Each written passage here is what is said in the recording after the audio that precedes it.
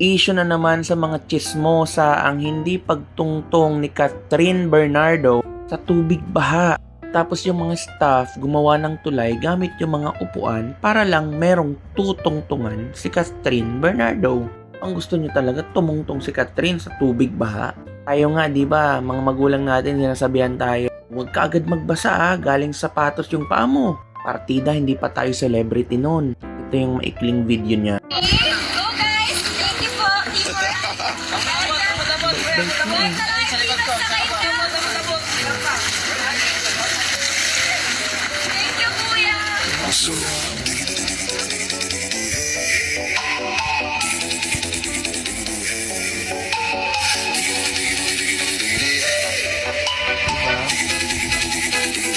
Hindi kuya.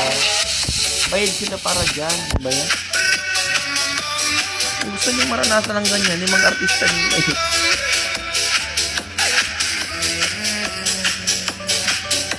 Para sa karamihan, okay lang at naiintindihan ng marami ang pag-iwas ni Catherine Bernardo sa baha. Kita naman natin na yung mga staff nag-improvise talaga. Nawang tulay yung upuan. Dahil ito ay usapin ng kalusugan, kaligtasan at praktikal na pag-iingat lamang. Siyempre, celebrity yan at top taxpayer po si Catherine Bernardo. Mga bashers, dapat isinasaalang-alang din natin itong mga to. Panganib sa sakit. Maraming tagapagtanggol ang nagsabing normal lamang na umayaw siyang lumusong sa maduming tubig, baha. Siyempre, upang maiwasan ang mga malalang sakit tulad ng leptospirosis, sugat o impeksyon sa balat. Sakit, Catherine ka ba? Charot lang. Kahit naman tayo, pwede naman natin gawin yun. Lalo na kung sa tingin mong pagod na pagod yung paa mo at hindi ka dapat mabasa.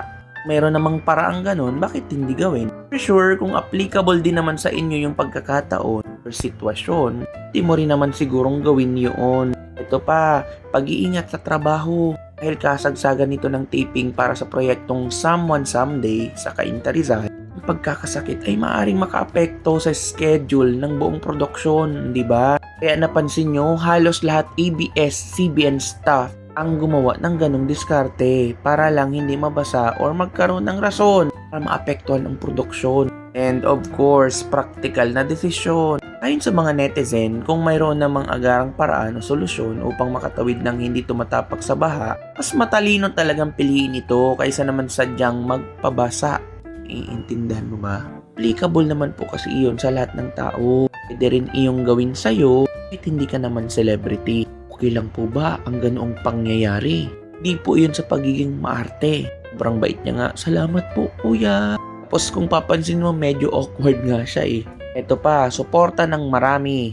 Bagamat binansagan ng ilang kritiko na maarte ang aktres, mas marami ang kumampi at nagtanggol sa kanya dahil natural lamang ang mag-ingat anuman ang estado sa buhay. Yun na po ang kanina ko pang sinasabi.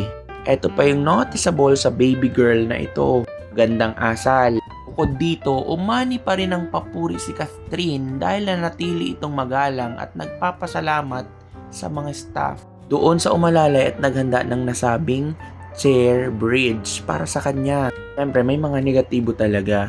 Kaibang pananaw. On Reddit, opinions are mixed. Some viewers viewed her avoidance of the flood waters as a simple health precaution, while others debated the broader implications of the situation in relation to local infrastructure issues. Ewan ko sa inyo. Siyempre, hindi mawawala ang comment. Sabi ni Lily, tapos sila kuya, lubong ang paa sa baha. Reply naman yung isa, bayad yan sila kasi staffs yan. Tsaka maalaga si Catherine sa mga staffs niya. Ginagawa niyang scholar, mga anak ng staff niya. Kaya pansin niyo din naman talaga yung mga staff, di ba? Alagang-alaga talaga siya. Di nagpaawat si Lily. Kahit na, tao pa rin, tao pa rin sila. Bakit dapat siya sa upuan nakaapa? Tapos sila kuya, lubog sa baha? Hindi ko makita ang logic na porke artista, porke babae, porke mayaman, dapat nakaapak sa upuan. Tapos ang workers, ang lubog sa baha. Ano ba masisave yun? No? Lilipad yun sila. Bato sa atin din. Naintindihan ko naman si Lily. Gusto niya pantay-pantay. Ito nga lang hindi po dito applicable sa sitwasyon na ito. I mean, pwede naman nila sigurong gawin after makaraos yung main character. Di apak-apakan na nila yung upuan. Anyway, I think proactive naman po yung mga staff. Ini-expect na nila ang ganoong sitwasyon. Inang lilito. Mag-comment. Anong gusto mo? Huwag sila lumusong. Eh di walang mangyari. Andyan lang sila hanggang humupa baha. Ang lapikon comment mo. Pathetic. Anong utak meron ka, te? Laki ng problema nito. Haha. Iyakin mo naman. Kasi masisira ang upuan pag lahat sila nakasampa. Tais nga. Naman. Ang 80-80. Sa ako sa nandyan, it's my honor. O kung di mo yan maintindihan, 80-80 ka. Bumbuang ka bali. Diyos ko. Sobrang bitter mo. Naging, oh my God. So, sino ang gagawa kung walang gagalaw? Tak mo din eh. Paano usad kung lahat maghihintay na huhupa ang baha? Ang lang ng comment mo, Lily. Ayan, dami mo tuloy commenters. Hahaha. Isa lang nakikita ko, walang masama dyan. Additionally, pride po ng Pilipinas si Catherine Bernardo. Top taxpayer po siya ng Pilipinas. Parang courtesy. Kahit na hindi sa pagiging artista. O yun naman talaga yung dahilan kung bakit nakakapag-tax siya ng ganong kalaki. Courtesy lang, courtesy.